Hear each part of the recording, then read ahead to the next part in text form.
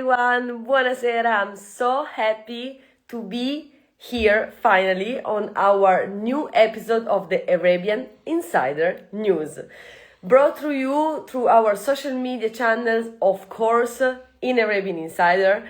I'm very happy. I'm Francesca Ragno, here for you. Tonight we decided to organize something very, very special, a special live for all of you, because we wanted to talk about the most revolutionary event that just like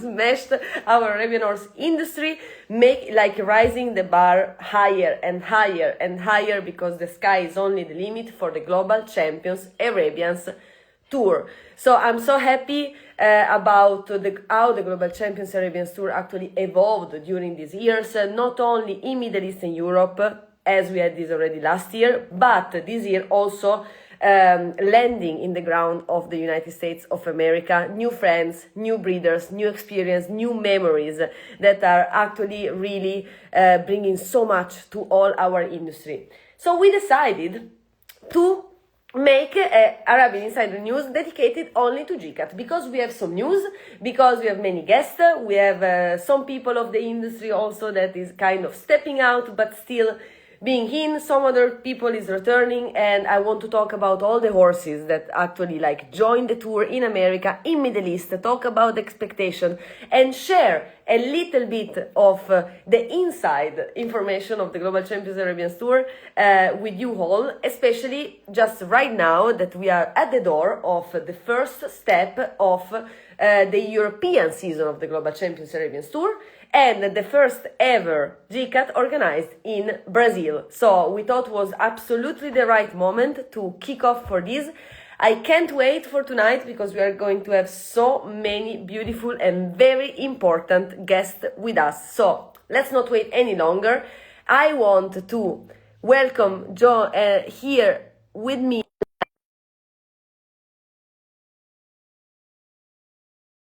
Arabian horse lover. Very, very, very nice judge. Here she is, our beautiful Antonia Bautista. Hi, Ciao, Antonia. Francesca. How are you? I'm very good. What Good, about you? good. I managed, I think. It You was managed. You are all set up. You look you beautiful. Thank you so much for too. being with us. My pleasure, my pleasure. It's very important for me to have all of you here with me. And Antonia, with you, we are also going to invite another breeder from Europe. Her name is Jennifer Dombre from 𝗡𝗲𝘀𝗀𝗏 Arabians, which will shortly be with us. We decided to invite, this is, eccola, ciao There she Jennifer. is. Hi, Hi. everyone. How are you? Very good. Thank you. Nice to see you girls. Also for us, this is a great female group. We are all breeders of Arabian horses, all very passionate Arabian horse lovers. So it's my pleasure and my honor to have you with me tonight, and for taking the time, not only for me, but especially for all the community that actually is joining the Insider News. And thanks to our technology, we can try to feel all together more connected as a beautiful and committed community, because we have this power. So why not? Absolutely. So, I'm going to go through some questions for you girls, and I will ask you to answer separately. Antonia, I would like to start from you.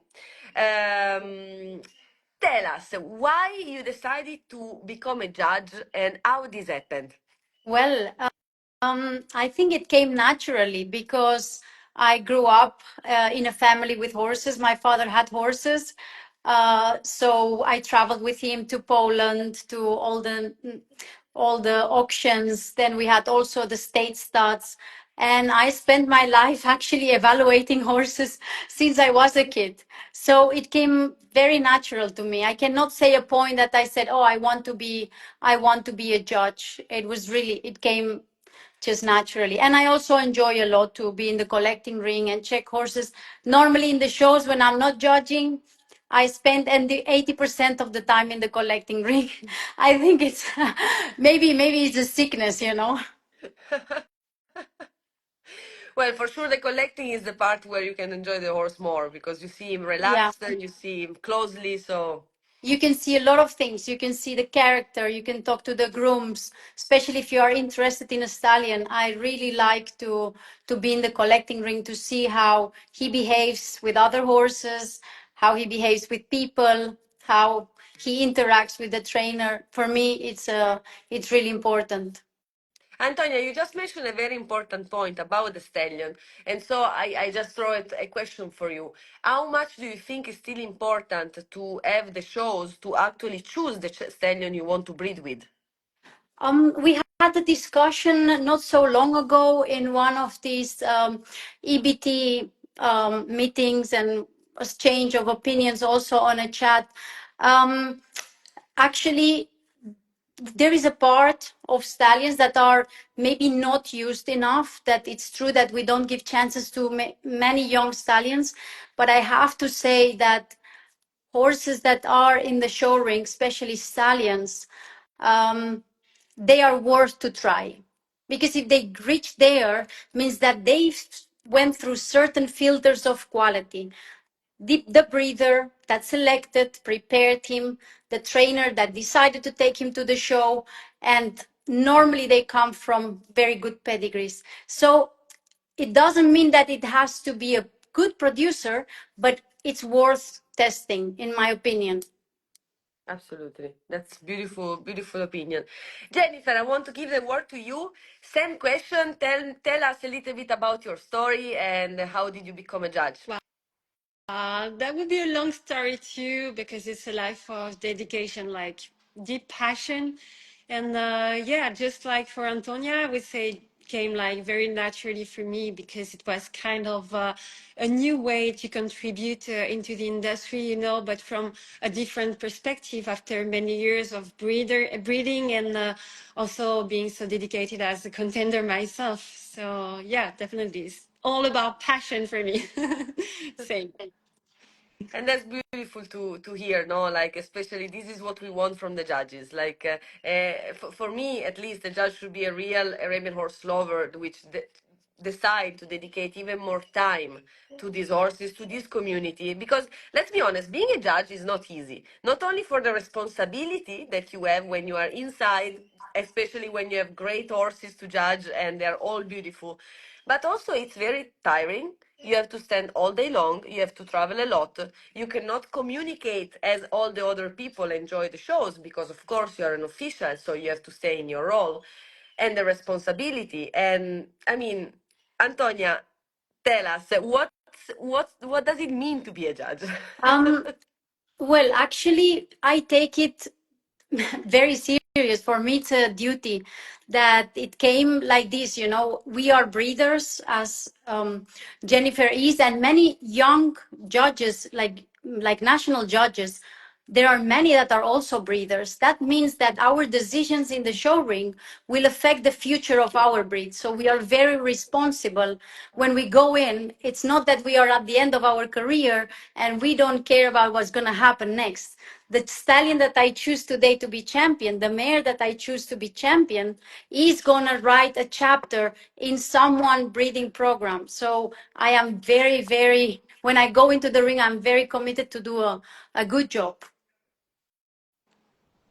Jennifer, what about you? Well, I would say the same. It's like a very big responsibility because to me, if we become a judge, it's not, you know, it makes a lot of sense that when we go into the arena, we have to give the people what they're entering the arena for. I mean, it's a big responsibility. We are definitely judging the horses for not only for today, but also for tomorrow. We have to send the right messages for the people and to the breeders to also keep the good points of the breed and to try to get more improvements and not to go on the other way. So it's very, very serious and very important. I mean, for us breeders and for us judges, it's the same thing. You know what I mean? So yeah, a lot of power we have in the judging. So we do have a lot of responsibilities. Very serious. I totally totally agree. And I want to thank you for your hard effort, that you put into your role. I know how much dedicated you both are and how much you love what you do, how much how real is your passion. And this is Yeah. what I really think all the judges should be, just starting from a passion point of view. I do it because I love. This is the reason. Yes. Yes. Really. Which is also the reason why we breed, no? Otherwise, maybe we could all choose a better or easier hobby. Absolutely. 100%, yes. Yes.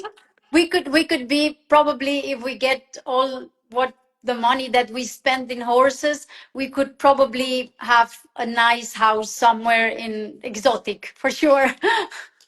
Oh, for sure, yes. And we will sleep much more. A This is also the point. 100%.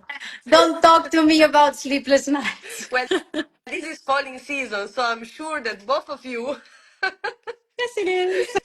Cameras all day long, all night long. Yeah, well, that's breeder life, but I mean, it's the right thing and the good thing also about it. We cannot complain because we are doing something about passion. But yes, this is tiring and like you It's said. actually what you say. We got so used to it that when I'm with friends and I have to leave a dinner because there is a mare falling or something is happening, I don't feel bad about it. It's just like I don't feel like, oh, I have to leave now. I just leave. Yeah. And my friends tell me why. I mean, really, it's not. I mean, you are off duty now. It's not. It doesn't bother me. Sundays, Saturdays. It's just. I mean, we grew up like this, and I take it with pleasure actually. Yeah, it's like it's a lifestyle and Yeah. a passion. So yeah, totally. Yeah. It's a lifestyle that we enjoy, and that's the most beautiful part. Girls, I one of the reasons that I we invited you tonight with us is because this is an edition dedicated to the Global Champions Arabians Tour, and that just lately introduced a new rule, which was to invite as judges some national judges, and you two have been one of these the candidates that actually experienced this. So my first question is, how was, Antonia, your experience in being a national judge at the Global Champions Arabians Tour?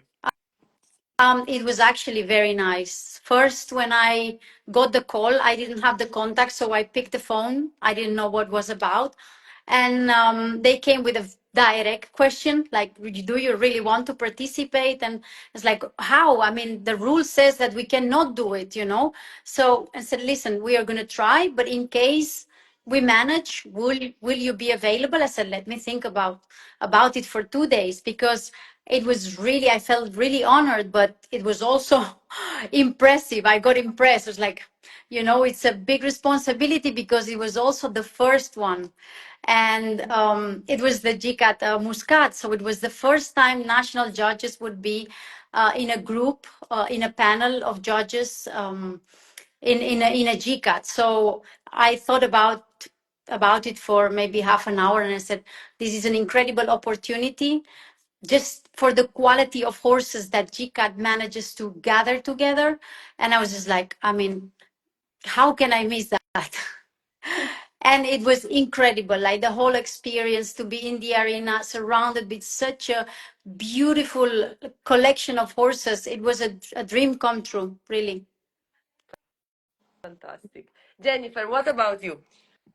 Wow, I'm gonna say I'm gonna sound a bit like you, Antonia, because same for me. Actually, when I received this call, I was not even aware of this new rule, so I was quite surprised. I was like, maybe can I help them for something? I don't know. And so when they asked me, I was like, what?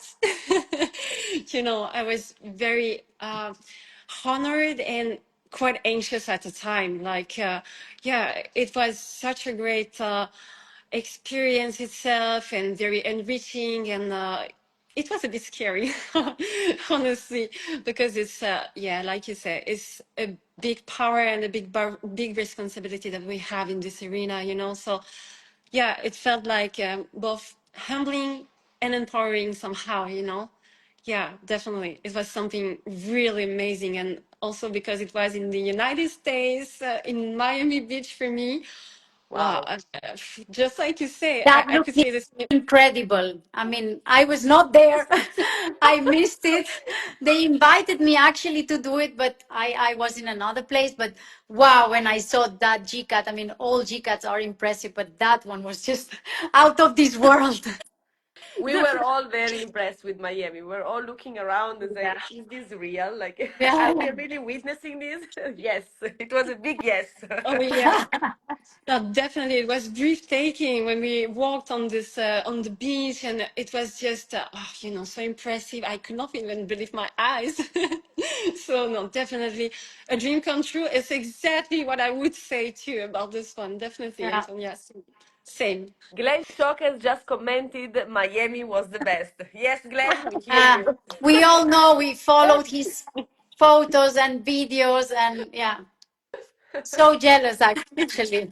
It was fantastic. I mean, this one I will never forget. Even from contenders, I mean, I was a judge, but I think even for the contenders, it was something incredible, and for the public, and for it was something really new energy, new landscape, something I cannot even say. But this vibration, it was, yeah, breathtaking, fantastic. And we Let's are keep it like that. only at the middle of the season of the GCAT because we still have all the European season. We are going to have Brazil, which I think is going to be like a big party and a Yeah. big show with all the Brazilian atmosphere. And then we are going to have actually the three finals because one is going to be in Prague, the other one in Las Vegas, and then the big final one in Doha. So eyes open because we can only believe and think what it can happen in the next edition. So exciting, actually. Yeah. Jennifer, tell me, how do you feel and do you think the introduction of the national judges can actually really benefit the judges panel? That's a tricky question.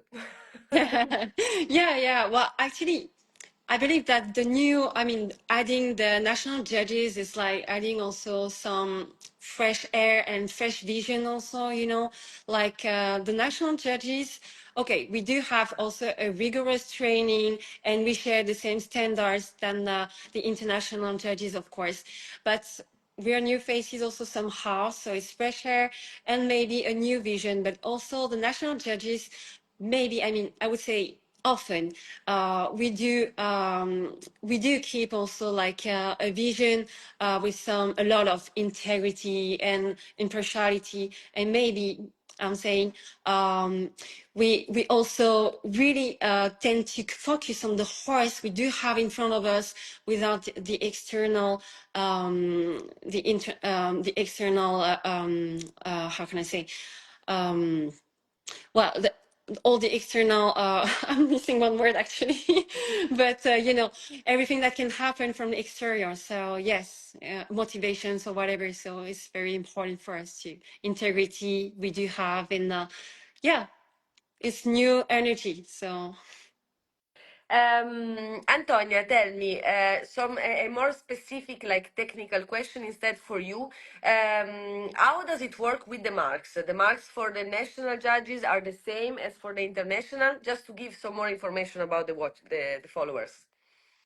Well, about the marks, I honestly think that we are not called to be in a judge panel to have exactly the same marks. This is why we have this widespread panel of judges that they come from different countries, different backgrounds, with different tastes. So I think we are we are used to already judge with these senior judges that I call them, that they are more experienced, they are B or even A judges.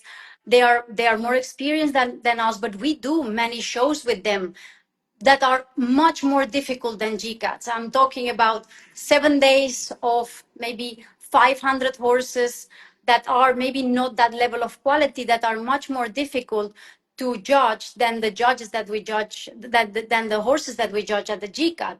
So from what I've seen, the marks were quite in the same line from all the shows that I've been checking. I haven't checked all the scores, but I have to say, and this I believe that many people in the community will agree, the national judges selected by GCAT all did a great job in the shows. There were not a single one that did something that was for sure not acceptable.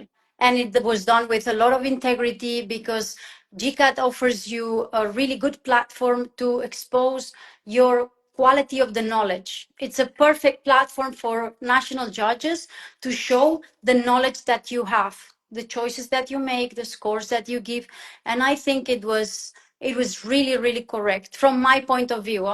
I can be wrong, but I felt a very beautiful atmosphere this year, especially from Muscat on, in all the GCAT shows, and I felt kind of a revolution, a revolutionary like atmosphere and energies and vibes, even around the VIP table. Everyone started to be a little bit happier, and I believe that the Global Champions Arabians Tour is an amazing opportunity for all of us because what they are doing for the industry and for the breeding is exceptional, and we like all the judges, the breeder, the contenders, the handler, we have in my opinion a big responsibility towards GCAT, to really put our energy in a very fair way, like promoting integrity and all standing together to make this industry and this community a better place for all of us to live. So it starts really from all of us, and it's an opportunity for all of us to create and bring forward something amazing that someone provided to us, because a few years ago this was not reality. Now it is real, no. it is going on. So, but it cannot be done without the support and the help and the fairness and the integrity of all of us. We used to have this amount, this quantity of shows that we are having now, and this is a point that I made already with other judges, that we discussed this thing of having national judges in GCAT. Organically, it had to happen somehow, because I think we went like 30 or 40 shows more than previous years, not just GCAT, also others. We have more judges in every show.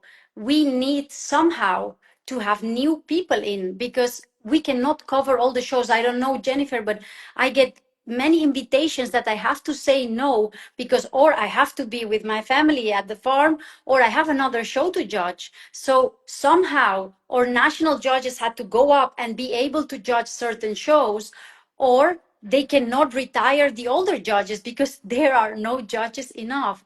This is why I think now ECAHO is also working a lot in an educational program, because it's really needed. Absolutely, it is really needed.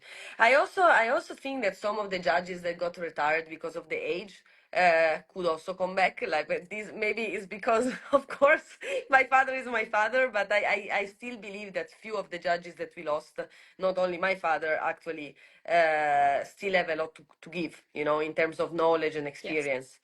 Yes, And absolutely. and what I believe is that for national judges like you, it's beside experience, it's also a beautiful opportunity anyway to learn and to exchange, experiences with older judges from coming from all over the world. So it is itself an educational project for all the judges, no? Because sharing is caring, and you all can evolve together. So, Antonia, how do you think the introduction of the national judges in the Global Champions Arabians Tour can also actually help the judges to become international judges? Do you think it's connected? Yes, I think it's a very good platform, because I, for sure, judge much more difficult shows than GCAT Muscat, in terms of pressure, in terms of number of. You have sometimes 25 fillies in the same class, and you have to choose one, and you have to place a good ranking, and the pressure is there. For me, that GCAT offers you this platform to really prove yourself. Okay, I can do this. I can judge this level of horses. And I think it encourages you to pursue, to go higher in the level, and go in this case, my next level would be the level 2 for international B judge.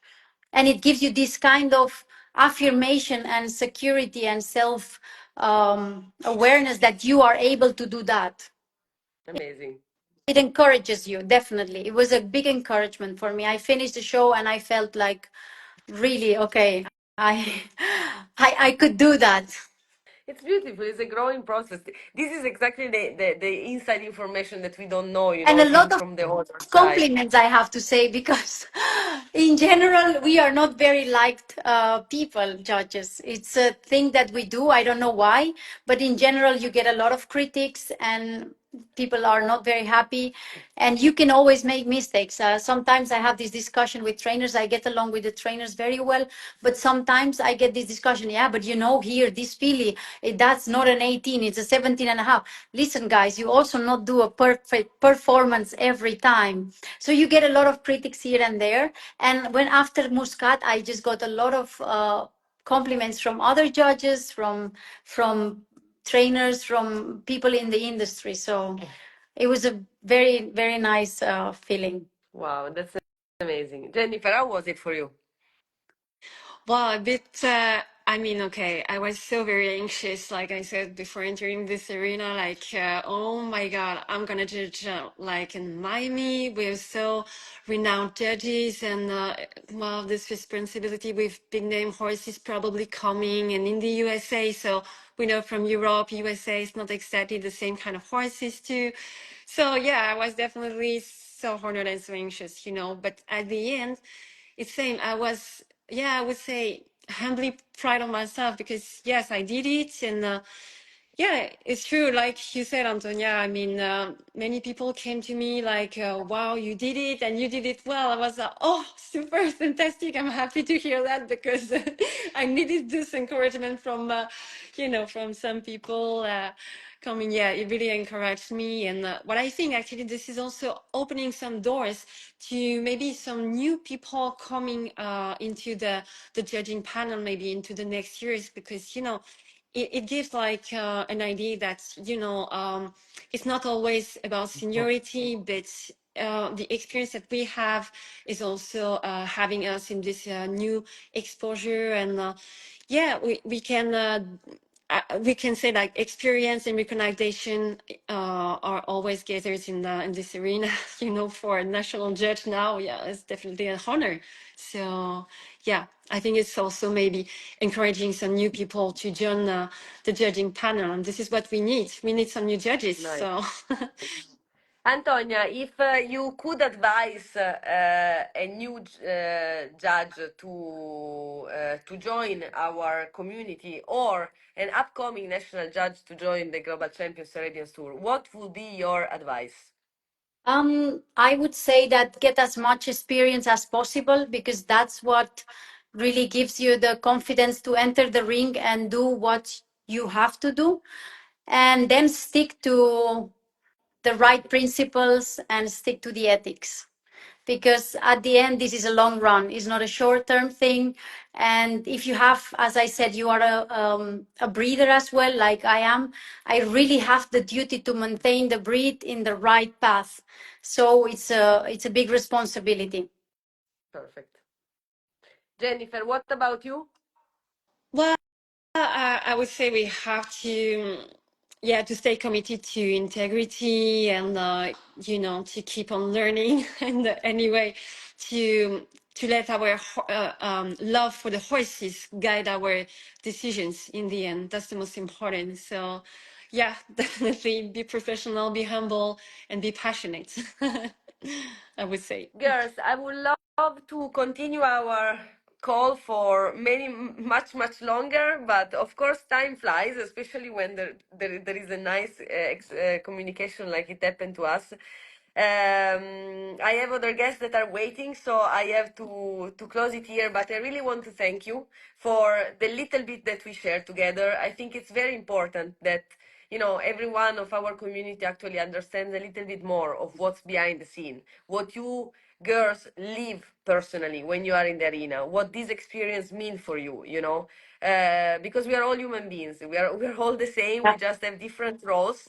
And it's very nice that we try to share and communicate more so that we can all try to understand each other better and make this Arabian horse world every day a better community. Also for more people to come and join this amazing passion and preserve our horses. Thank you. Thank you, Francesca. Yeah, thank you for giving us the opportunity to Yeah. share the passion and vision. Bye. Whenever you want, Arabian Insider is your house. We are just a channel. We are just a door for the world. So whenever you have suggestion or you want to be with us, you know me. Just send a message, and we will be very happy to have you back with us. Thank you Thank you. for the opportunity. Have a good Thank night, you. girls. You too. Bye Bye. to Bye. everyone. Bye. Thank you. Bye. And this was the beautiful gathering that we had with Jennifer and with Antonia, which I thank again and again to be with us because I really enjoyed it. Guys, if you have questions, if you have anything that you would like me to ask to the judges, just send a message, okay, to the judges in this case or to our guests. Send a message here. I'm going to share these because I'm just your channel, towards this world. So I am ready for our next guest, which is an amazing breeder, amazing judge, amazing Arabian horse lover from America. He has been part of this industry from so many years and he has so much knowledge that I couldn't avoid to ask him to join us tonight. He has some news to share with us that he announced just not so long ago, and he has been part of the Global Champions Arabians Tour. So this is the reason why we ask him, of course, also to join us tonight. And after him, we are going to have many more guests, actually, because Michael Byatt is going to join us, and then we're going to have a beautiful discussion with Mr. Rashid Al Athba from Qatar and some of the friends that are with him tonight, but I don't want to reveal too much. So just to give you some surprises still. I'm also going to invite Michael Byatt because you have to know that we spent so much time together in the Global Champions Arabians Tour lately, that I always loved Michael as a person. I always respected him a lot because he gave to our industry so much. He was always a reference point for me from the moment actually I started, I started to be in this industry, and Michael was there. He was like the handler, he was the example of horsemanship, and he was winning everyone. And I was like, watching the videos and recalling the time he was in the ring with Marwan and so many other horses. And I remember the first time I talked to him, and I was like kind of embarrassed to talk to Michael, because he was, and he is such an icon for the Arabian horse world. And then during the years, I was so lucky, so lucky to actually know him better, and we started to share a lot about stories, about ideas. He is such an inspiring person. He has this energy, he has this knowledge, and yeah, and we connected. We became friends through the years, and he shared so much. And then he decided to retire, but then the Global Champions Arabians Tour brought him back again, and I was so happy. Like I saw him and I said, yes, Michael is back. And we enjoyed few of the Global Champions Arabians Tour Americas together. Like it was in Scottsdale. We had so much fun. He was taking care of the judges there. And then I enjoyed him again in Miami. Like we also did some live broadcasts together, and we shared so many beautiful memories. So I really wanted to invite him tonight so that he can share with us directly some of his life experiences, and share with us what the Global Champions Arabians Tour has been for him, and also some of the knowledge that he has. Alongside, of course, as I already said, also Greg Knowles, amazing horseman, which he decided to just retire from Royal Arabians, from his incredible career, few months ago. But he will continue his way, of being a judge in the Global Champions Arabians Tour. So I really wanted to have a talk with him to talk a little bit more about what has been his story. And especially how did he see like this industry changing and evolving. Um, because it's so important, like this industry is changing. We have so many new people joining and coming and talking about,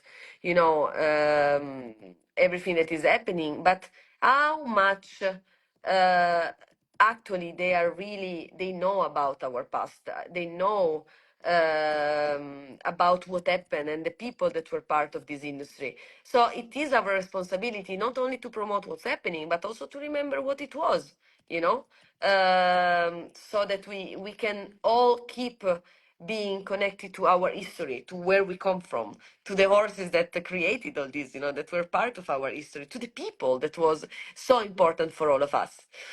So this is very important for me. I have been so lucky to be in this industry like already since a few like 10 years. So I've been part of a little part of this history, but there is people with much more knowledge than me that I really want to share with you all. So we are trying to connect with Michael and with Greg Knowles. I think they're just texting me. I think they're going to be connected very shortly. If not, we are going to proceed with Mr. Rashid, and then we are going to go back to them. Michael, I try to invite you. Let's see if we can get him on the board.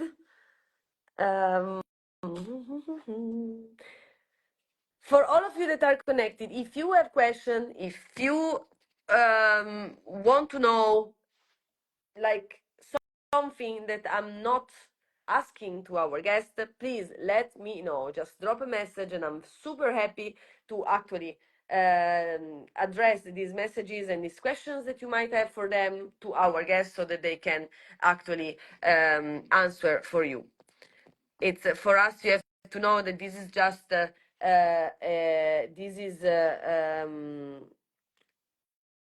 just a way to really use our technology, you know, and it's a beautiful way to be all together, really.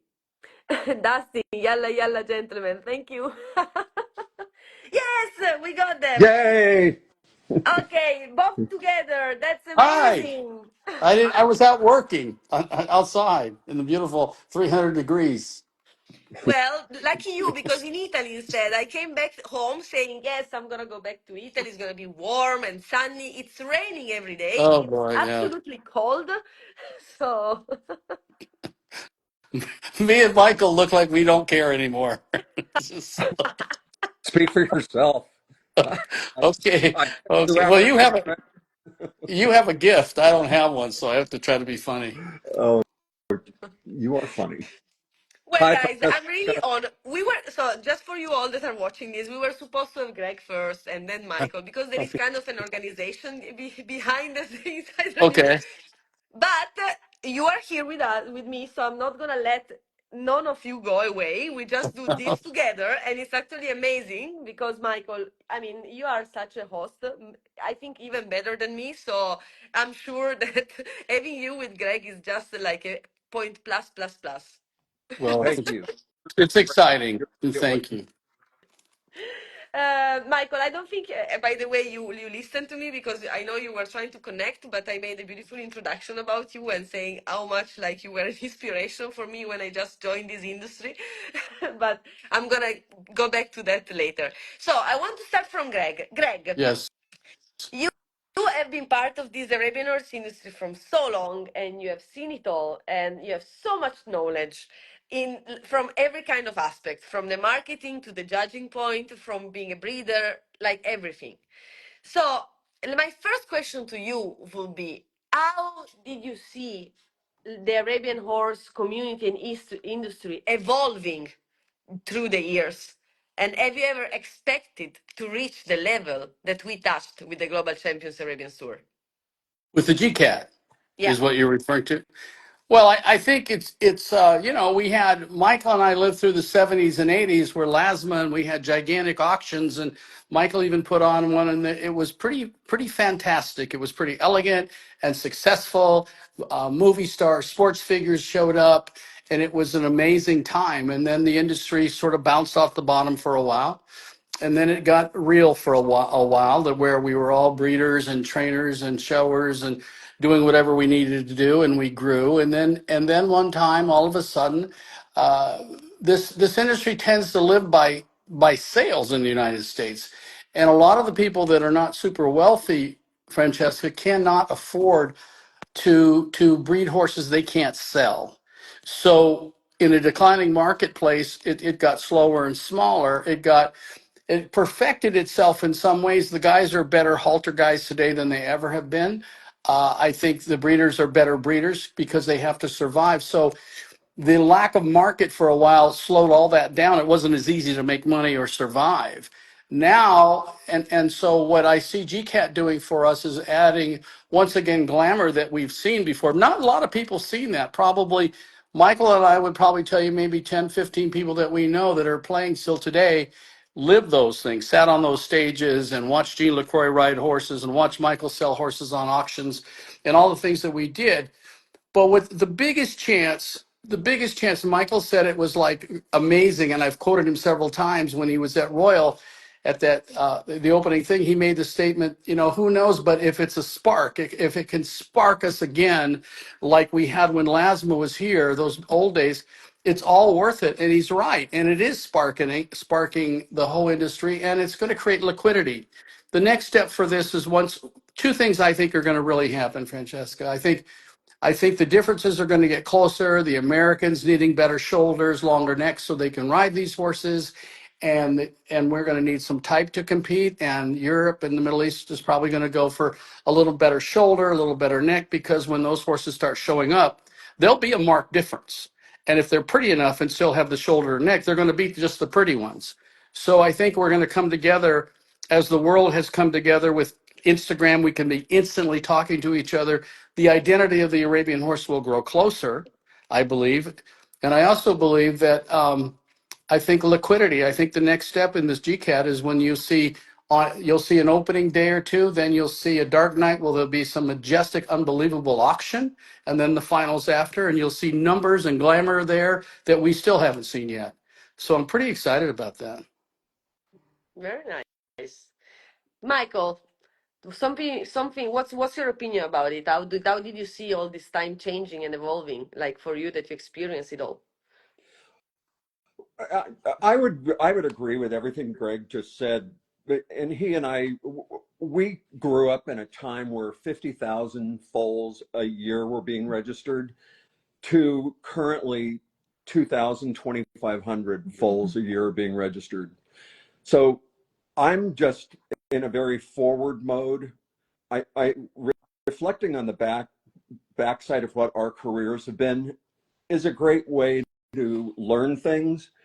Adding stimulus, which the GCAT format has really added a lot of incentives to participate. But this is just like any other sport, whether it's golf or tennis or anything. You need to continue to rethink things and reinvest in the future. There's a lot of competition for young people out there that horses have to compete with. So things like this that bring interest and energy and blood pumping and money, all the things that are happening right now are positive going forward. And I've talked to people that drove their own horses from Texas to Miami and showed their own horses and did all the grooming themselves. They're not elite, but they wanted to come and participate in something special, and they had a great time doing so. So it's not just for one tier. It's something that gives motivation to breeders all over America. Absolutely. So, do you think the GCAT, the Global Champions Arabians Tour, is actually like helping and improving the breeding programs and the breeding numbers in the United States of America and all around the world, actually? Well, I'll speak to America. It's too early to tell exactly what's going to be the results of this GCAT, but right now, I was at Region 8 in Albuquerque a couple of weeks ago, and I talked to people there that are enthusiastic about maybe breeding their horses more than they were because they have something really exciting to look forward to. This gentleman I was speaking to, he went all the way to Miami, and he has said to me, and maybe he's watching today, but he said to me, he said, that was the most fun I've had at a horse show ever. He's a new participant. So if we're offering that kind of theater and excitement, then it'll be successful and it'll translate into numbers in America. It'll stimulate growth is exactly what it's going to do, I think, Yeah. if it continues to move forward. That's amazing. So, Greg, I would like to go a little bit more into your story, and Michael, I would like you to support me. Like, if you get any questions or like think in mind, you can just go and ask Greg yourself. Okay, Greg, my first question to you, as I really would like to know you better, is tell us where you come from. Like, how did you start with the Arabian horses, and what was your career? I graduated from the University of Washington in 1974 in a radio television degree in communications. Went to Sun Valley, Idaho for my first job and got fired because I thought I was Howard Stern and got a little, raw in what I was doing in the morning. So I went home to my hometown of Gig Harbor, Washington, and was deciding, okay, what am I going to do now with my life? And a kid I played high school football with owned a farm called Lyle Arabians. They were pure Polish. And I went over to his farm. He says, come see my horses. I fell instantly in love. There was a horse named Stargard, and he was a citrus son out of a boss daughter named Silver Song. And I just, the smell of the shavings, the nicker, the softness at night when they, in the coolness air, you could see the breath come out of them. I wouldn't even leave for hours. I was so in love with this. And so I did what every owner of a farm likes you to do. I showed up and worked for about 2 months for nothing, just excited to be there. Went to put out some resumes, Dr. Kale, Lasma, Dick Patterson, and I went up to Dr. Kale's in Kirkland, Washington. The day I arrived, they were the Russian horses, mares named Pristan, Parketnia, Nariadnia, were getting off the van. And, he didn't care what I wanted to do. I was the president of a fraternity. I had books and resumes to get this job. He said, you work for 350 and live in the bunkhouse. You're hired, and go grab a horse to get off the van. I didn't know anything. I didn't know how to grab a horse. I didn't even know the difference between a gelding and a stallion at that point. But I started and I learned the hard way, and how he took me to Russia and showed me the horses, and I built and built. And then in 1979, probably should have been longer, I opened up my training center called Arabian Expressions. And I remember meeting Michael at the Canadian Nationals one year. We were both very young. And we talked and visited. He introduced himself, and I thought, oh, what a gifted guy. And I saw him go, And so I just started building my own business, and stumbled into a really cool Arabian horse named Magic Dream. And we bred a lot of mares. He was a Ali Jamal's son, and probably at that point the 4 leading one in the United States. And Ali Jamal had pyroplasmosis and could not come back to America. So I knew that I had a good shot, and the horse caught fire. We bred about 400 breedings in 3 or 4 years.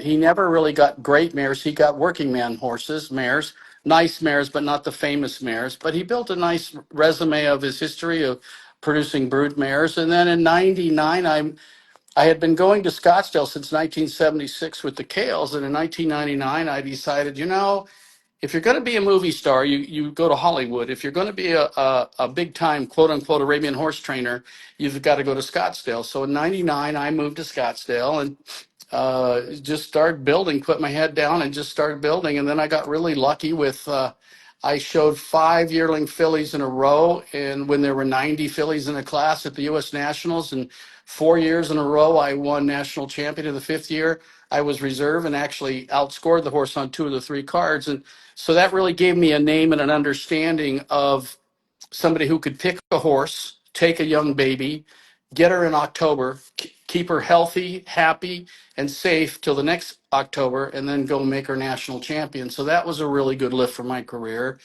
And then I decided, okay, I need to be a judge.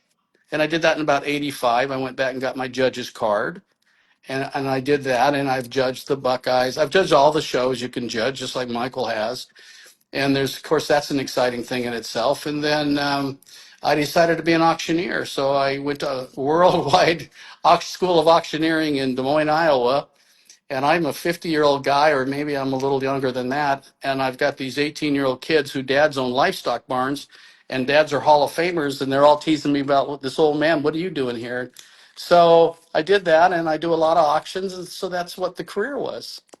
And then in 2021, um, my neighbor sold a piece of property for $5 million right next to me, and I'm thinking to myself, maybe my farm's worth that. It was right in the heart of Scottsdale, and for 20 years everything grew. So I'm in the center of a town with property. So I put it up for sale, and the first guy saw it, and he bought it. And so I was going to retire. That was 2021, January, and I I retired. I went over, bought a home on a lake, and I got a phone call from Guzzo, and Guzzo says to me, "How would you like to come and be the sales manager and general marketing manager for Royal?" And I went and I talked to Cindy and Mark, and I'm in. Okay, cool. So we worked really hard building that, and I'm so proud of Guzzo. Cindy has allowed us to do some amazing things. She's an amazing human being, and she's allowed us to do some things and said, "Boys, I'm going to turn you loose and help you budget to do what you need to build." And Guzzo said, "Why don't we do all the corners of the world?" And so what we did is we worked Europe, we worked the Middle East, we worked South America, and we worked the United States. And we sold a lot of breedings in the last few years, a lot of horses. It's been a great ride.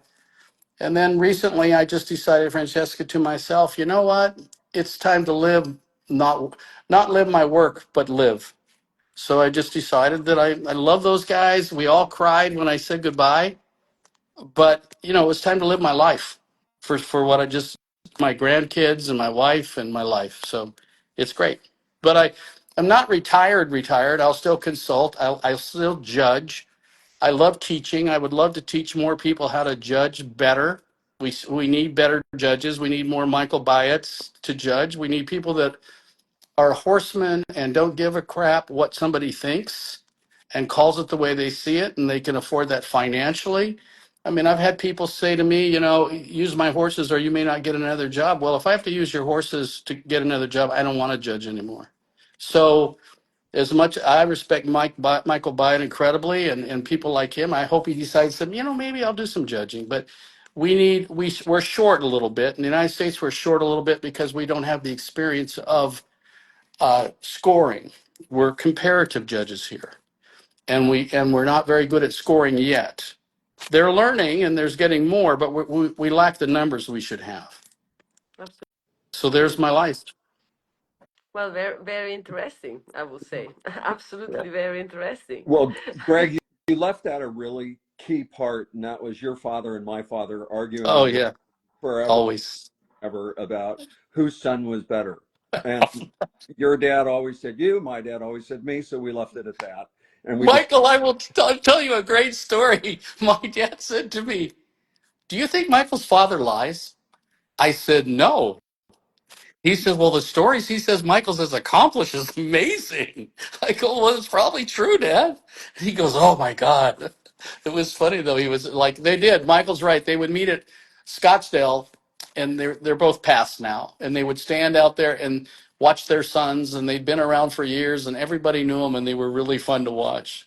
That's It was really amazing. fun. Yeah. Guys, how was to compete against each other? Well, I don't think it was. I mean, we're very competitive. Everybody, there's two things that good horse trainers did and still do. They're control freaks and they're super competitive. So you put those all in the ring together, we're like a bunch of Jack Russells trying to compete. I mean, everybody's fighting everybody. I've been able to, you don't always get to see it, but from a perspective of a judge, I remember Michael getting in an argument with another trainer at the U.S. Nationals, and I'm judging the class. And I'm watching these two guys call each other names, and I said, "You guys, why don't you go outside and talk about it?" And it was hysterical. But we're a competitive group. In the States, they had to give us we got orders of go because until then we were all fighting each other to who wanted to go last and who wanted to go first. And that was really a lot of interesting things going on in the back gate at that point. I'm well, sure. I don't remember that fight, and let's not name names because I'll let my amnesia settle in. But what some of your viewers might not know is that I did retire 3 years ago, and I had a wonderful career and a wonderful life with horses, just a life with horses. It's been an amazing venture, and I got involved in the art world, and I'm very involved in that. But when GCAT came calling, I was thrilled to have been asked. And I've been happy participating in all of it because I do think it's a path forward. The shows that I've been involved in with GCATs thus far, Scottsdale and Miami, were just amazing productions, and the horses that showed up were great. The handlers did a great job. Everybody was civil. Nobody was fighting with each other. It was great, and it brought so much of the world together because we had judges from all over the world and America.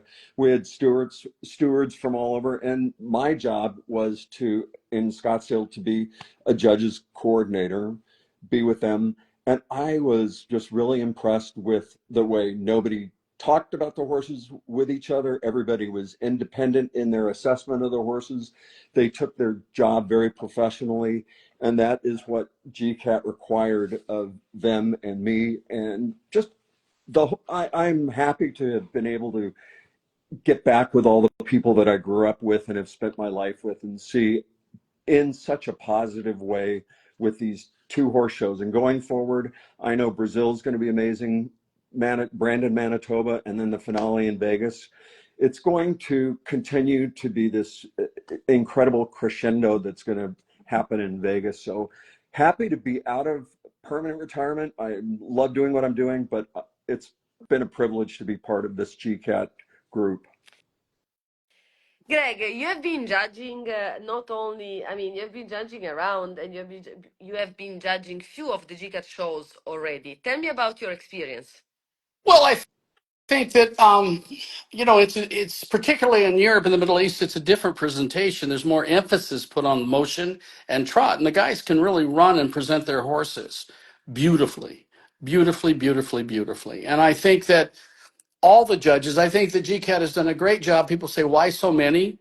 I think it's very important that you should have a lot of judges, because I think a wider base makes it, at least perception, looking less political. And I think that's important. But the judges take their jobs very seriously. They score very seriously. They work very hard at that. And I think you do see a different horse. I think the horses, because we don't have the number of almost ornate type horses that the Europe and the Middle East does, the US doesn't, you don't see quite that kind of horse. You'll see some horses that are incredible horses and beautiful Arabians, but they're not more. So there's more athletic, more horses that have a closer association with performance in the US than you see in the Middle East. And I think one of the things that I've said earlier, one of the differences, you don't see quite the shoulders, and you don't see quite the necks, and you don't see quite the throat latches shape up there, because the trainers it will catch on, because the trainers are trying really hard to stand them up. And what they're trying to do is create the shape that they see in the American horses. And it's getting closer and closer all the time. And the US guys are, they're having to run with their horses, and they never had to put those emphasis on. The energy in the Middle East and Saudi and Europe is stronger still right now. It's more alive, it's bigger, but it's growing. I mean, I will say after Miami, the teaser was Scottsdale and unbelievable, and we all went away going, oh, can you imagine that? And then we went to Miami. We were all just blown away at everything that was done, and the level of competition, and the way it was set up, and the people watching the show. It was an amazing horse show. And I think that Vegas is going to be on description. I tell everybody, if you want to go, you better get your tickets now, because there's nobody I've talked to that is not interested in going to Vegas. And, that's the home of a lot of stars. You never know who's going to show up and want to entertain you for about an hour. So it's going to be amazing. Vegas is going to be crazy, crazy. Europe is alive with it. We were selling breedings. Like, I'm going to just talk about Royal Assad for a minute. Royal Assad, to show you what GCAT did for us in the Middle East. We were selling breedings to Assad, and he produced a couple very pretty young babies. And with the GCAT, it caught on fire. And in a year and a half, we sold 179 breedings to the Middle East, to Royal Assad. And that is simply because all they're talking about is playing and competing in GCAT, and they need these kind of beautiful Arabian horses. And then finally, 𝗜ḷ𝘀𝗀𝗿 bought him from us, and so she now has Royal Assad, and we have Royal has his son, who we love, is Haas. But the point being is, GCAT has just, like Michael said, we can't say it enough. It's created, it's alive. It's just the industry has popped to the top. Everybody's standing up. It's no longer going, oh, I got to go down here to Tacoma, Washington and show a horse. Everybody's going, God, I cannot wait till this show. I cannot wait to that show. All over Europe, all over the Middle East, and all over the United States. So it's alive and doing well for sure. Well, and sorry to interrupt, French, No. but I think one thing that's very important is this might give some incentive to young people to join this profession. Right. And the median age of halter trainers is getting up there. And I hear young people, because they go and have this kind of experience, think about this as a profession. And if that happens, we're going to gain exponentially from their participation, because we need young people. I think there's the base in Europe and the Middle East of trainer is much younger than it is in America. So I talking to some of the young folks that I talked to after Scottsdale and Miami, they were excited to be part of this. So that's an important component of what this is doing. Absolutely. And secondarily, excuse me, Francesca. Secondarily, the other part of that is the small breeder. The small breeder now has a bigger chance because the market and the value of the horses as it grows, they can now play. If they hit a home run, they can either enjoy that or they can sell that, but they can stay alive and afford to play at this level because this is going to create liquidity and energy for the industry. Absolutely. Yeah. I totally agree with everything that you said. We need young judges, we need young trainers, we need young breeders, and this is for everywhere in the world. Yeah. And GCAT is giving opportunity Right. for all of us, to have these figures, to have new people. And this, I believe that will bring new people, new buyers, new breeders. So we can just hope for the best. Greg, which is the GCAT that you are most looking forward to? Europe or here or where? Everywhere. Pick Well, one. I think you got to go Doha because it's the finals. I would say that, that's the highest level of competition this year. Will be the best against the best. It'll be interesting to see from Brazil who goes to Doha, from the United States who goes to Doha. But I think Doha, the other ones that are, Vegas is going to be amazing, and hopefully I'm keeping my fingers crossed that maybe I will get to judge London because Opa! that would be a good show. So I'm interested in that. How many GCAT shows are you allowed to judge each year? I don't know. Now you have the Americas, which is different. But what I had heard before was basically you can do two, if I understand right, through ECAHO. But I'm not 1,000%. I can't say that for sure because there's a thing about a title show that's equal to a GCAT show. So and then I hear you can do one in the Middle East and one in Europe. Okay. So By the I'm not way, sure. in the meantime, we are talking. My father is here in front of me. He just joined. So just for you to know, he's listening to you. He's saying Well, ciao. your father's one of the great ones of all times. Dai, vieni, I I saluta. do I do a great imitation of him when he's got the cigarette in his mouth and no socks on. You're the best, right No, there. no. You're a legend, a Now, now, legend. now I am too old. I stay home. I don't I go nowhere. Well, I don't am believe nothing. that. I am I'm right nothing to do. behind you. You know. I stay home. I am quite different from the new judges, you know. Parla Yeah, bene. And so yes, I go to judge some show. Tomorrow I go to Holland and something like that. But I just go where I like to go, you yeah, know. Good. yeah, And I As want to know. I want to know who are the other judges before going, yeah. because for many times I have completely different taste from the new ones, and so it's time to stop. You know. He takes Yeah, care of my horses at home. That's so nice. And then he complains yeah. about it. But at least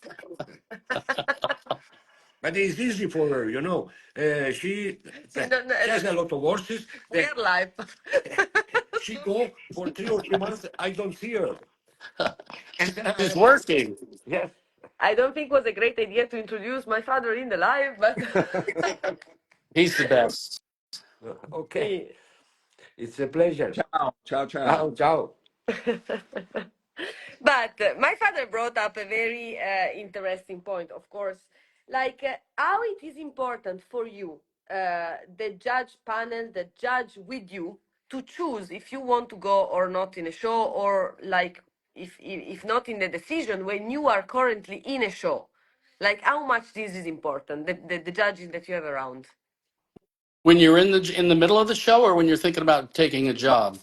Both, both sides. Okay, well, for me, taking a job, there's very few people that I would not judge with. You know, I would just go no. But I'm probably caught between what the show is going to be, because I love judging good horse shows, and sometimes even if a name's there I don't want to judge with, I'm not going to give up judging a really high-end show that has the best horses and most prestige. I don't get into talking about the horses with people when I judge with them. I perceive that they're judges, they're competent, and if they make choices, I'm not going to argue with them in front of everybody what they did or what not. I just leave it alone. So I guess it really doesn't affect me. Once in a while, I'll see a name that pops up that I think that's somebody I really do not respect enough that I want to judge with. But it's very rare, very rare. Most judges are very good. They're very competent and doing their best. We have biases. Michael Byatt, Greg Knowles, anybody who judges, you know, we've looked at horses for 50 years, and we've seen them every day. I see them every day of my life, like Michael did. We have personal biases of things we like and we don't like. There are people that don't have that experience level, that don't have those biases, so I can't really be upset with them if they don't do what I did, because they maybe don't have that experience to realize why I don't like that foot, why I can't show a horse 20 years ago because I had the same problem with that foot. So, and I think that horsemen have a better understanding of why we need good conformation. And so I think it's important, but I think that's back to teaching instead of in the middle of the show ring. So I don't like to make scenes. I try to enjoy. What an opportunity for me as a judge to meet wonderful horse people from all over the world and spend 2 or 3 days with them at a horse show. I love that. So I'm not looking to be their enemies. I'm looking to make a lifelong friendship. What is the most difficult part of being a judge, Greg? I don't have a big difficulty, and I'll bet you Michael doesn't either, because I don't care what somebody thinks. But I think if you're insecure and you want to be perceived as a knowledgeable judge, I think sometimes looking at horses led by very famous people, and when it's not a good horse, being strong enough not to use it. I think that's difficult for some people because they perceive themselves as, if I don't do this, I may not get another job, or I'm wrong. Because if they don't know, sometimes they're judging and they're really don't have a lot of knowledge. They're young judges or something, and they're concerned about making mistakes. I'm really confident what I look at. And I don't have a problem. If anybody watches me judge, I judge fast because I know exactly what I like. And I've watched Michael judge, and I've watched him as a horseman. And who could say that Michael Byatt does not know? So why would Michael Byatt ever feel bad or insecure about a judgment? He wouldn't. And he could defend his position 100 times. And I feel the same way. I don't have any insecurities about something I pick. So I don't have personally any problems, but I watch people struggle sometimes trying to make a decision. And sometimes I think they're not either educated enough, or they're young and they're just a little bit intimidated by who's leading the horse. And that's not important. A better horse show if you just judge the horse. Michael, what's your opinion?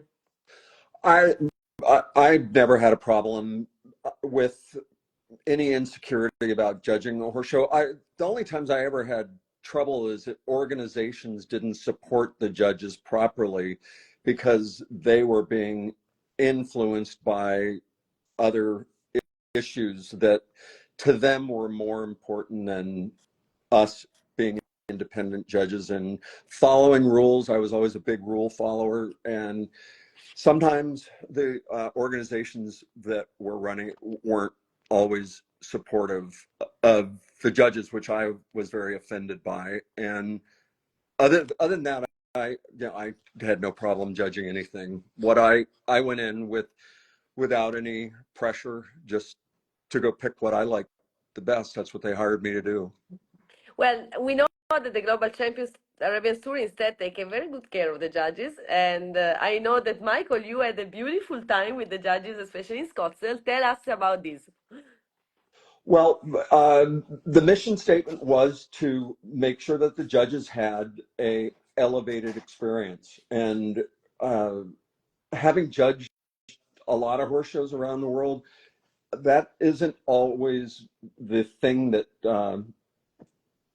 judge committees do. They don't really spend a lot of time worrying about whether the judges have an elevated experience. But I was given the money and the flexibility to take judges to Sedona, Arizona. We rented a bus and went to Sedona, had an amazing tour of a beautiful place in Arizona. Then we went to the Frank Lloyd Wright compound in Phoenix, Scottsdale, which was also a great experience. I think all of those things that GCAT is putting into play make everything better. It makes the judges have a better experience and make judges want to judge those horse shows. Not that, the horses themselves are the biggest incentive to judge a horse show, because we as horse lovers love to go look at horses. So if you add the other things on the backside, it's just that much better. And I can't wait to organize a few parties in Brazil shortly. Greg, if you could tell something to a very young Greg, what would you tell him? From my perspective, I probably would tell them work hard, mind your own business, and buy property. Buy Dan Very Dan important. Ga- Dan Ganey told me once. He said, "Look, it's not going to be the horses that give you money. It's going to be the property that you put the horses on." And doing that through the years at Scottsdale, buying my own farm and letting the horse business pay for my farm was the best thing I've ever done. So if I was a young Greg, I would say that. Second thing I'd probably say is I'm going to tell an interesting story about Michael and me. Michael and I were in Aachen, and flew over there and showed a couple horses by Magic Dream that I had sold 𝗶𝘀𝗀𝗿. It was my first time ever. And it was around Thanksgiving time for some reason, if I remember right. And I may be having amnesia. And I got lucky and won a class. And after the class, Michael walks up to me and goes, "What are you doing?" I said, "I'm going home to America, and I'm going to have Thanksgiving with my family and go home." No, not me. He goes, "I love my family, but there's a lot of exciting things happening in the Middle East. I'm going there and I'm going to learn about it and stuff." And so that was probably the biggest regret I ever had, was not going early to the Middle East like some of the other trainers from the US did. Michael, what about you? If you could tell something to a very young Michael Byatt, what would you tell him? Oh, Invest as much money as you can in your staff, because it's really important to pay your support team really well. And I didn't always do that. And that's a lesson I learned later, is if you want to be out on the road, just make sure that you take care of the people that stay home and take care of the horses all the time, because that is a critical component of your success. Very nice. We got a message in the chat of people. There is a lot of people, of course, following us, and we got a question. Do you think this business is exclusive for just few people, or it is for everyone? I think that's quite an interesting question. What's your opinion about it, Greg? I think I started with nothing, not a dime, not a nickel. I worked myself up. I educated myself. I worked hard. I got to know the right people, and I built a career. And I still will argue today, but small breeders say it's too political or I can't do that. I have never seen a horse show that very often, Francesca, where the top 3 or 4 horses didn't place the way they should. And that and lots of people that have a horse that isn't quite as good say it's all political or I'm nobody. That's not true. If your horse is good enough, the marketplace will see it. It'll do one of two things. If it's ready and presented ready, it will compete at the highest level and get awarded. If it's wonderful and people recognize it, when you go out the ring, somebody like Mike Nichols will walk up to you and try to buy your horse from you for more money than you've ever had in your life. That happened to me. I was at Scottsdale leading a beautiful filly who was the mother of Shock Fantasy named Light Fantasy. And the famous movie producer, Mike Nichols, says to me, Greg, I would like to buy that horse from you. And he offered me an amazing amount of money. So if you're knowledgeable, you work hard, and you become a good breeder and you know pedigrees, you'll succeed in this business. It's not easy. And there's a lot of loss. If it was easy, everybody would do it. If it was, it's either a love and you can afford the love, or if it's a business and you succeed that way, you have to get good at what you know. You cannot not learn and think you're going to succeed. You're not. You have to know what a good horse is, where it comes from, how to breed it, where to take it. And if you do that, your rewards will be great.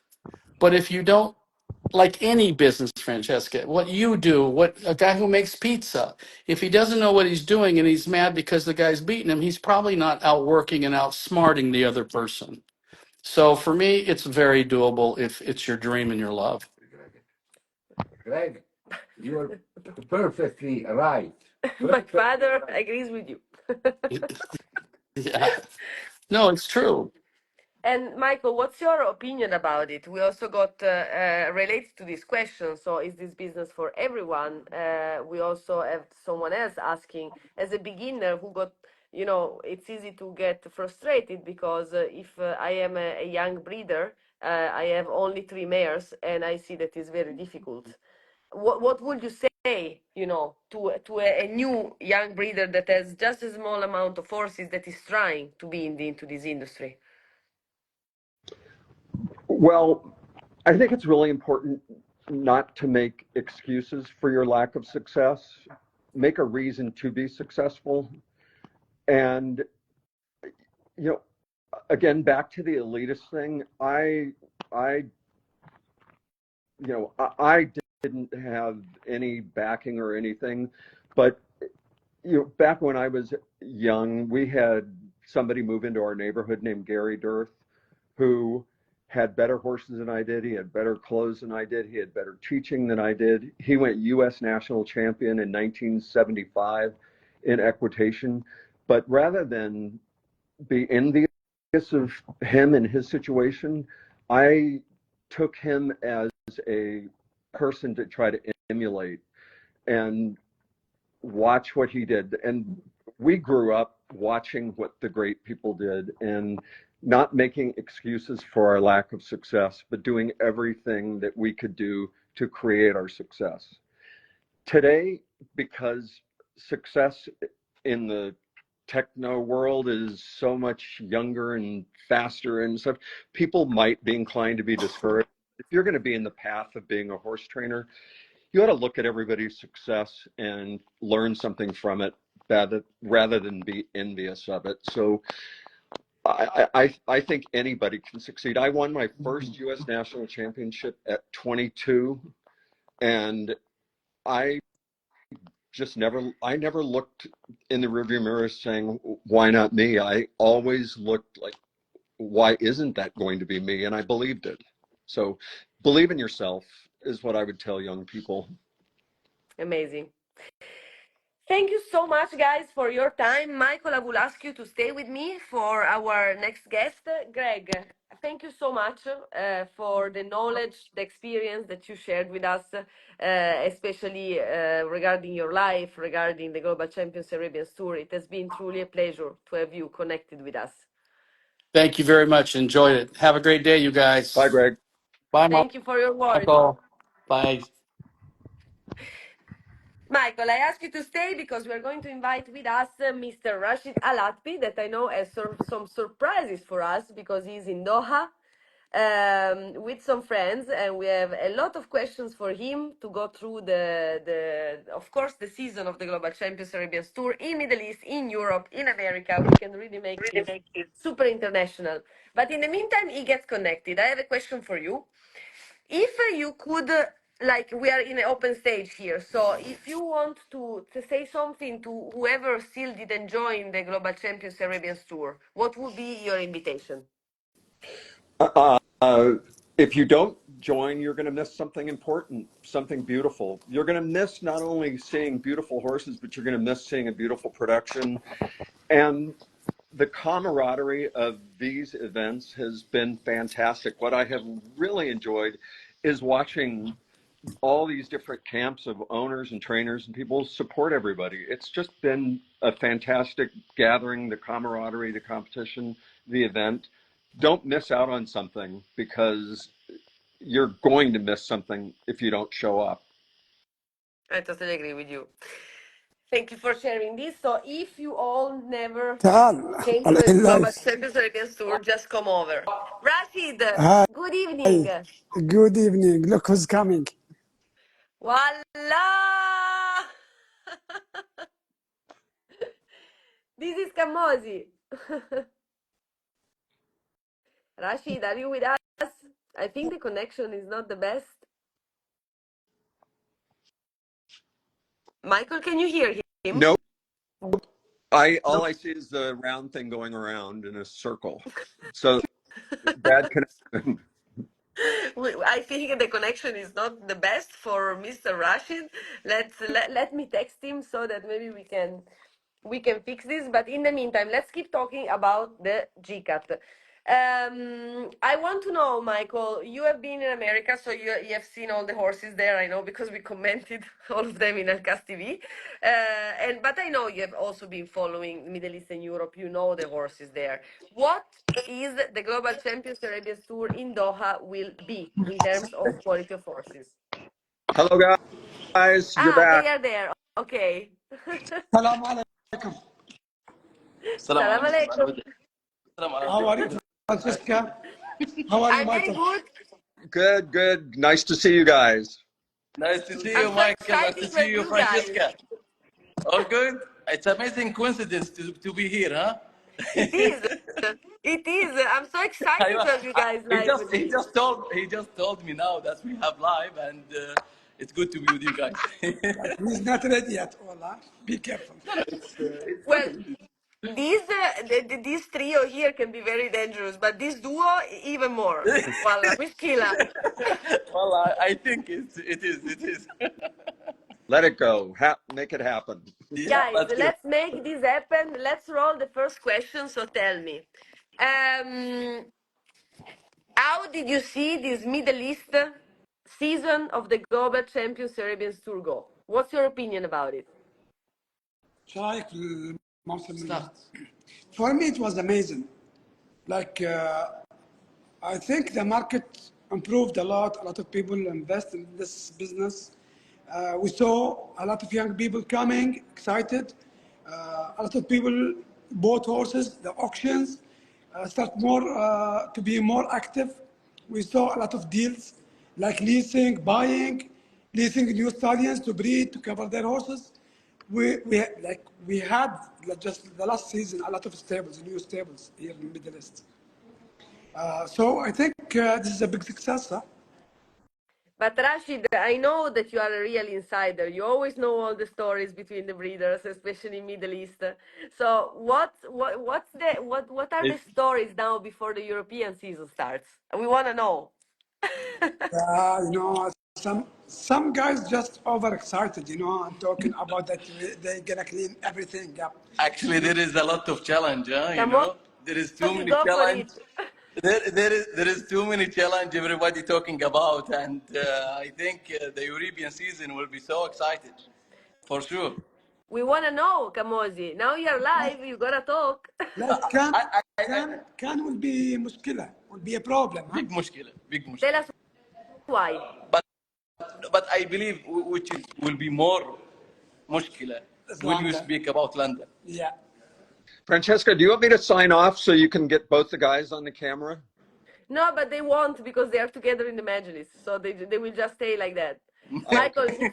if you want to leave, you can. But if you want to stay with me and drop questions to these two guys with us, No, it's we want to We ask want Mr. Michael, yeah, We to of want to ask course ask we him. him want something. Michael. We want Okay. to ask you about what happened.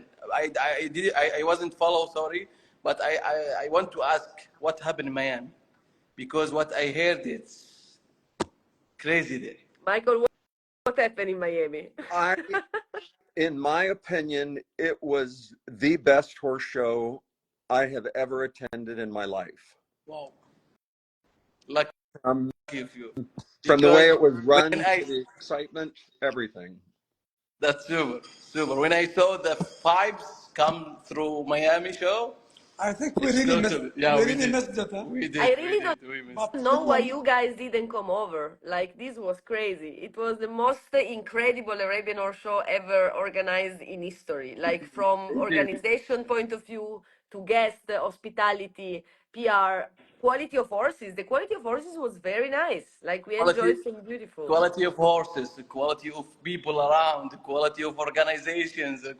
It was just 100%. every single detail Every there was it was amazing. really, really, really spectacular. Wow. And it came off looking like it was seamless. It just looked like everything just, was perfect. And that's the way, whether you're an Academy Award winning actor or me or whomever, everybody was just blown away by how great that horse show was. Wow. It was Wow. That's incredible. amazing. And what do you think it will give the endurance after the show there? What do you think about the people? They was exciting, the excitement they had after Well, they gonna be breeder. We will have a new breeders in the industry because of that show. You get that feeling? I know it will help. And one of the people I was talking about in the earlier segment, a guy from Albuquerque, I've seen he's been on this and watching. And so people that are just joined the business were talking about, I can't wait to breed my horse. I can't wait to do this. And I'm going to bring my friends to the next one. And I'm going to go to Canada with my horses. So I just think the enthusiasm was fantastic across the board. I think we'll never miss Miami again. I will try to I be will in not. I will Vegas. not. I wouldn't, I don't want to. For myself, for sure. But the question is Michael Byatt coming back for the breeding and showing and the passion again? The passion has never left me and it never will. I will be my entire life in love with Arabian horses. I just wanted to move out of being a trainer and doing what I was doing, but it doesn't change my love and enthusiasm for Arabian horses. That will go with me till the last breath I take. MashaAllah. Wish you all the best. Guys, Inshallah, we'll see you besides in that the Saudi. you became the host, tell me, what do we expect for Cannes in London? Cannes Now, you in talked London, about it. We want to Cannes, know. Cannes in London will be on fire. Oh, In which terms? Like you will see, I think, New things. yeah, Also, there is a new thing. extreme challenge. It will be very competitive. In which, tell us at least the categories. I know you don't want to talk about names. Let's say about the yearlings. The yearlings. There is a few new ones. And for the sure. stallions. And the stallions. I can't wait. Stallions. Yeah. Stallions Stallions. and yearlings. Like this, huh? The stallions. There's some code going. I heard somebody wishing to change the podium, but I think it's just like dreams. Dreams is like Good for our business. yeah. To have to be. It's allowed to dream, But I think big names coming there. A lot of big stallions.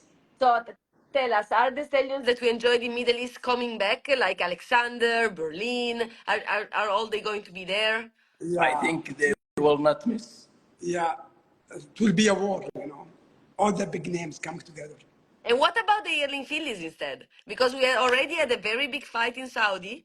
Like, the quality of the yearlings this year is extremely high, I would say. So tell me, like in Saudi, You was there in the Middle East.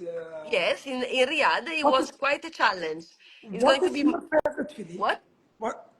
What was your favorite filly? Oh, you can't make her say that. No, She has to be. this is you guys talking about these things, Is not just the host. look. Is it chestnut filly, bay filly, or grey? What was your favorite? Me, Yours. me, the best match. Come now. me, it's the most beautiful one and the most correct one in the world. The chestnut filly with a lot What? of legs, a lot of neck, and extreme face, correct body. What you did? She was very competitive in Qatar, but she didn't make it to the podium. I don't know why. And Oman, okay, she had a bad show. And Riyadh, she was unlucky. She had some issues. She cannot make it to Saudi, but she's coming to the whole European season, you know. And you know her, she, eh? People calling her the flamingo, but we call her Ikram. Very good.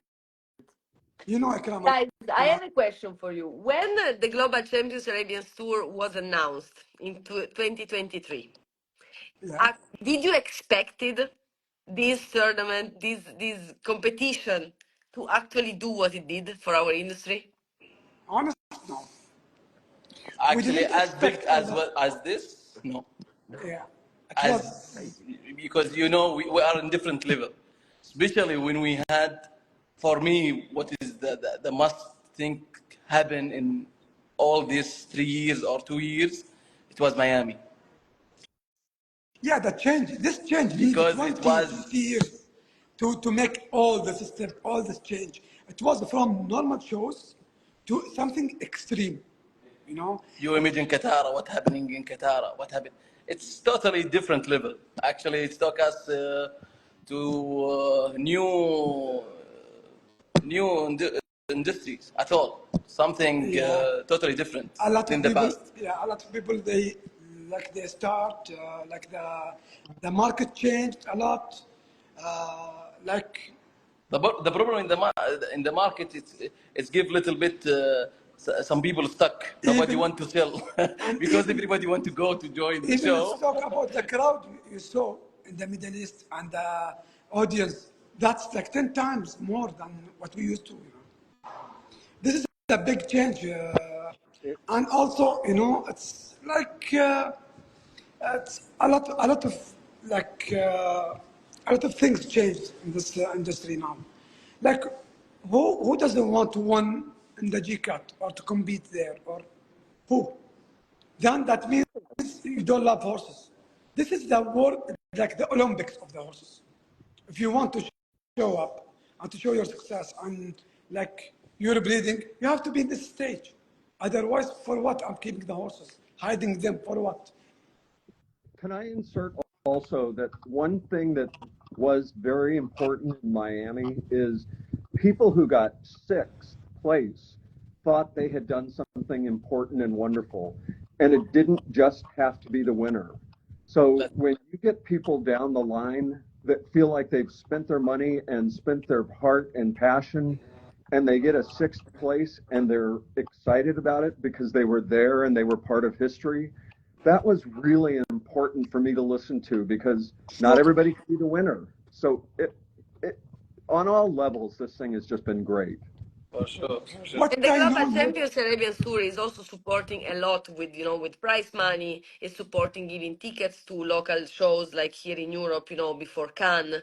It's really like supporting each and every person of this community, but from if the you, smaller to the bigger ones. but if you stay with the same passion, you keep going and trying, I think your time will come for sure.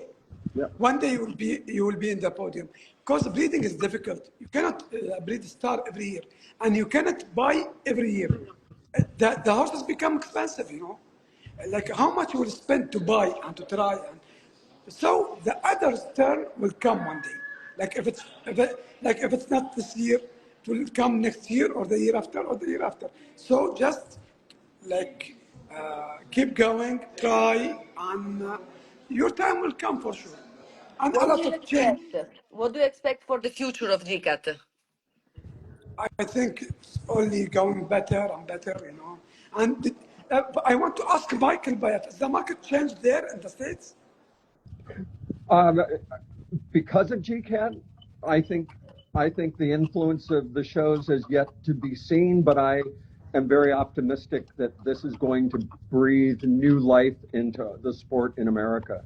I'm very optimistic. So, people happy there with the GCAT. Yes. Like it helped a lot, and that brought the passion again. You know.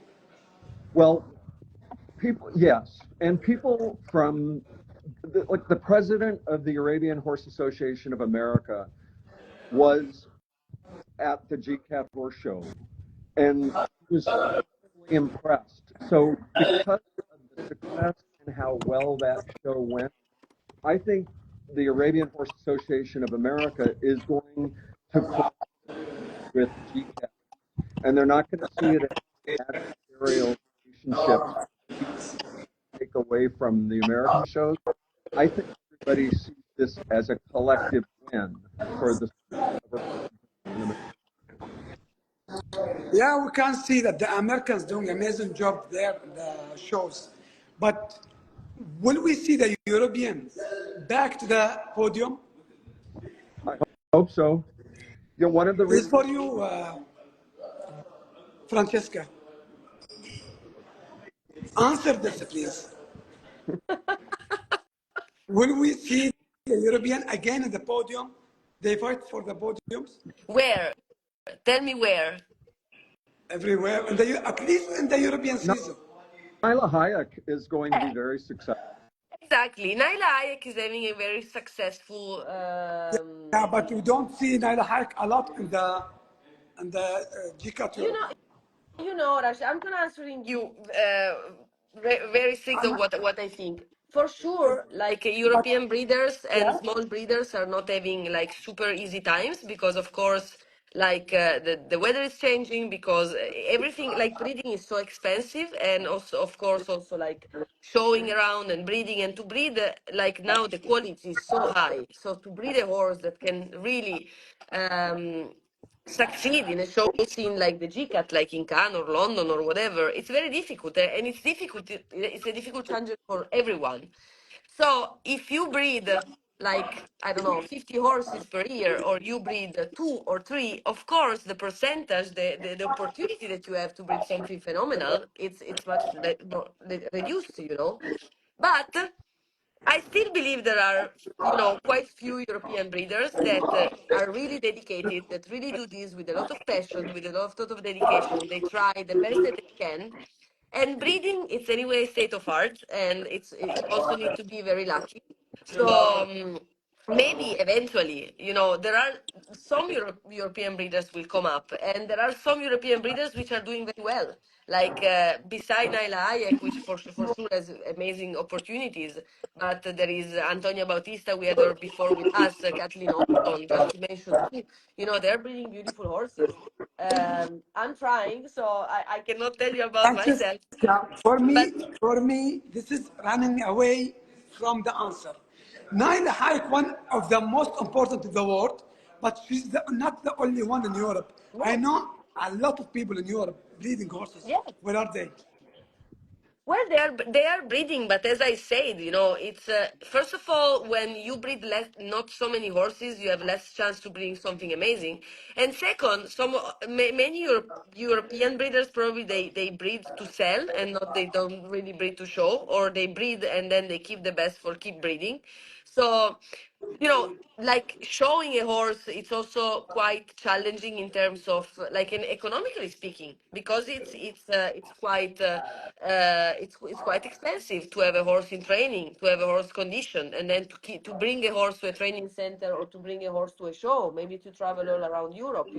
It's very expensive, so maybe not everyone can afford that. But I think that as the Global Champions Arabians Tour had a very big and amazing effect all around the world, this is also really affecting in a positive way the European breeder, especially the smaller one, Yeah, because it gave to everyone hope again. And I'm but sure don't that we you are going think? to see European breeders competing very soon. Yeah, don't you think with this prize money, with this system, the judges system, and everybody talking that the shows start to be like more and more fair, Yes, and a lot of prize money. Is it like this is a chance to make money, to get the money back, and to recycle the money in the market? You know. This is what I'm saying. Like the Global Champions Arabians Tour is bringing back hope. You know, like people now is dreaming again that they can make it. So they are breeding more. They are investing more in the breeding program. Maybe with just one or two mares, three mares, five mares, because I mean it's not for everyone to have like 30 mares to breed with. You know, but even with small numbers. People has dream again. They have hope again, and I'm sure that they will come and they will succeed and they will come to the showing. I would love to show my filly, but my father does not allow me But because he does not want the filly to leave the but farm. So that's also a problem that maybe Francesca, someone else have.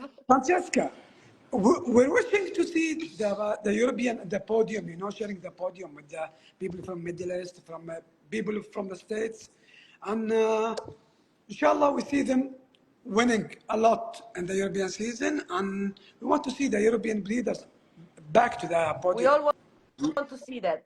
We want Not it only to the be more European. very competitive, huh? Like Saudis. Actually, we want to see you, not just the I'm name. ready. I'm ready. Rashid, where are your horses? Come on. Wallah, we need him to show his horses. Kamosi, but Look at my eyes. the same is Look at for my you. eyes. You haven't He been have Look at my actually. eyes. I'm coming to Cannes and London. Well, look, I can't wait to see all of you, all my brothers, sisters, people in the Arabian horse world, but I have to sign off now. But I can't wait to see you guys in London, Doha, and around the world. And Francesca, till I'll see you in Sao Paulo. See each Gentlemen, other in Sao Paulo. Thank you so much, See you in Michael. São Paulo. Truly appreciate it. happy to see all of you. And you guys, take care. Happy to see you too. Bye. Take care. Now, Guys, Francesca, anyway, this is a beautiful discussion. I hope not to see only European breeders, but to see European, South American, South African, Canadian, Americans, Middle Eastern, Australian, Asiatic breeders to come and compete. Because this is really a global a global opportunity for everyone, and is going to unite more and more our community. that will make it more competitive, and that will be very positive for the horse breeding. You know. Yes, yes, and this is what the Global Champions Arabians Tour is truly doing for our community and passion. So we all need to keep tight and to think positive, to take the challenge and try to come and compete. But Because Francesca, do you have horses? You breed horses? Yeah, I she breed do. horses. She do. She Will we do. see She you do. there in the shows Well, competing? I'm gonna share with you an insider news. I have, in my opinion, a beautiful filly that I bred last year. She's a yearling, and I wanted to breed her in Cannes, to bring her in Cannes to compete, not to win because I don't pretend to be in the podium, but just to enjoy. But I have a problem, which is called 𝗂𝗂𝘀𝗀𝗏, and is currently my father, because he didn't want the filly to leave the farm to go to a training center and That's get a big conditioned. problem. That's a big Because he problem. wants the filly to stay in the farm, and he thinks she is just a yearling. So no, a yearling cannot be showed. She just needs to be a horse and stay here and enjoy the life with him. So this is my situation. Maybe next year at this point I will be able to show. Maybe, inshallah. Inshallah, خلي inshallah. شو يمكن تبيعها. ايوه الغنجة Will you sell her? كانت تكسب. No way. She's not for sale. Can you send us a video then we'll I We can will I see. can take a We video will for see. you to enjoy, but she's not for sale. I will never sell her. She's my horse. because if you cannot compete with your filly, maybe you can mostly buy the filly and compete. No, not her. Maybe other filly will sell, but her, she's very special to No, me. So no, this we one want I the good cannot. one. We want the pretty one.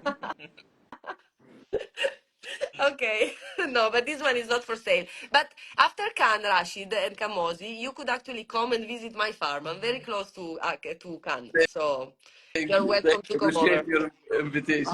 How many hours? 2 hours and a It's, half. It's very close, Yani. huh? It's nothing Nothing. actually. 2 hours? Yeah.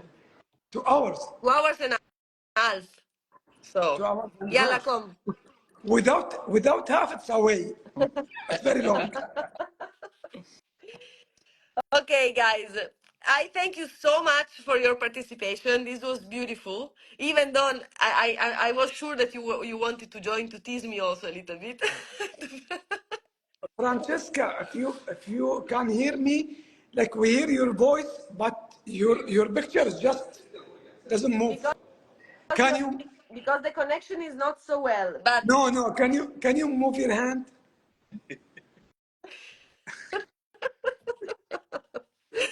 guys, thank you so much for your participation. I love your company. I wish we can have you in the Arabian Insider News more often. For sure, I'm going to invite you more for through the season of the Global Champions Arabians Tour because I want to hear your insider news and perspective and ideas and opinion. I really hope to see you both in Cannes for sure, but also in São Paulo because it's going to be beautiful. For Camosi, you sure. know, you have been in Brazil many times, so Yeah, you have to be for there. sure it will be Next. something incredible. And actually, Francesca, I want to say that for you.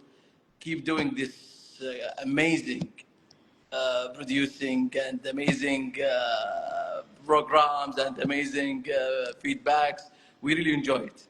Thank you so much. That's And really amazing. next time, I promise you, I'll bring more guys, and especially Azam will be in them Yes, again. guys, His face. next time you have to bring me more information. Come on, otherwise, and more guys. It has to be a open discussion.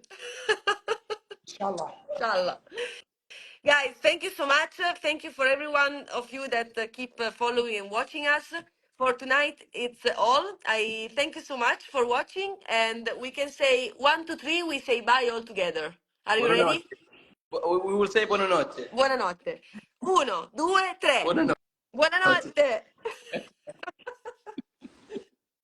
Bye, guys. Have a great evening. Thank you for watching Arabian Insider News. That's all for tonight. I'm Francesca Ragno with Rashid